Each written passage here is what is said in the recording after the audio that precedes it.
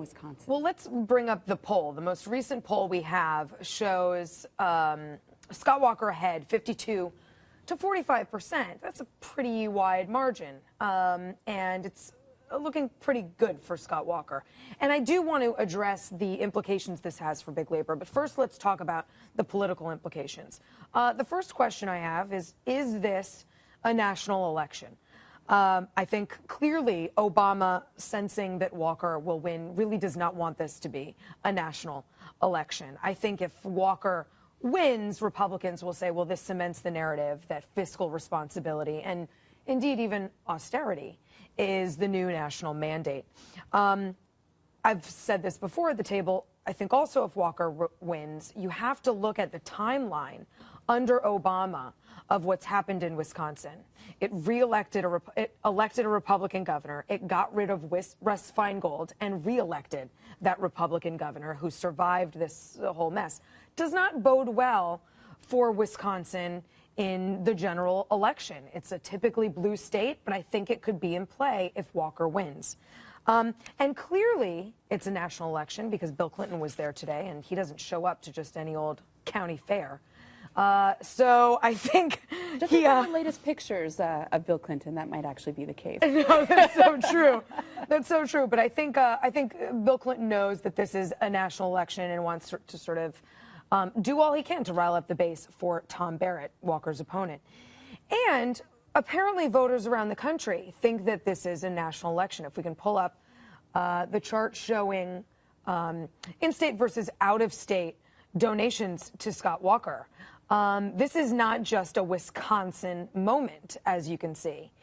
And in case you were wondering if a lot of that out-of-state money is from big PACs looking to make a political buck and sort of, reinforce for a general election, we have this chart which shows that it's mostly individuals giving to this campaign. A little PAC money and a little itemized, I think that says. It's really small. Under the table. Yeah.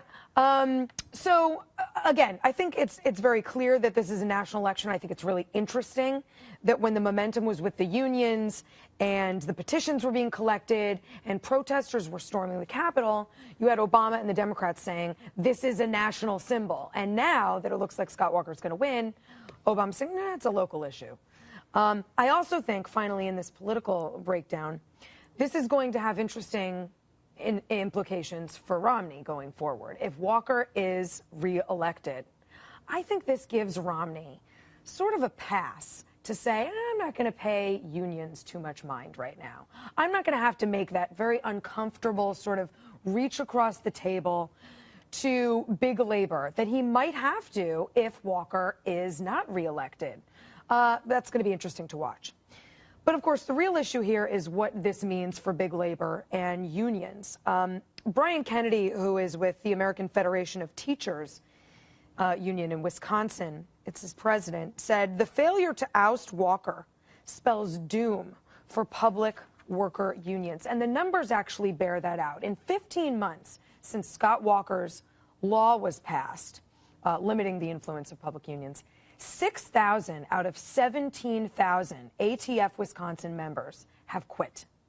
Now, we're going to talk to our guest in a minute about why that is, but just to reinforce, Wisconsin membership in the American Federation of State, County, and Municipal Employees, which is the second largest union in the state, fell from 62,818 to 28,745. That is a 54% drop in a year.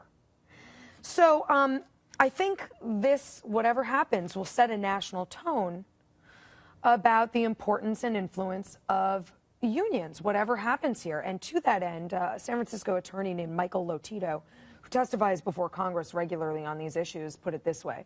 The Walker victory will be a dramatic signal to local and state politicians that can, in the name of fiscal responsibility, tell unions to come into parity with private sector workers. So let's bring in our guest now. It's Mark Mix. He's the president of the National Right to Work Legal Defense Foundation. Thanks for joining us, Mark. I have a couple questions for you. The first being the union member losses. In Wall Street Journal article I read about it, one explanation given to those losses is that the Walker Law made it sort of a proactive, voluntary thing to have to renew your union dues, whereas before it had been automatic. Do you really think that is the right explanation for all of these losses we saw? Well, Esty, I think it's got a lot of validity, because here's what happened. I mean, the two pieces of the Walker reform that really didn't get a whole lot of press in the early stages of this media onslaught saying he was repealing the bargaining privileges of union officials, which wasn't true. He was limiting them. But the two elements of the act and the reform were right to work for government employees in Wisconsin, meaning you could no longer be compelled to pay dues or fees to the union to keep your job. Prior to the passage of Act 10, a worker would be fired for simply failing to tender dues or fees. So what's happened now is the marketplace has come forward like it always does. These workers now have a choice. They look at the services they're getting provided by these unions, how they have been stewards of their money in the past, using it for politics and all kinds of other things that are not related to the bargaining unit in which they're supposedly representing these employees. And the workers have said, why? And so union officials have an interesting challenge ahead of them.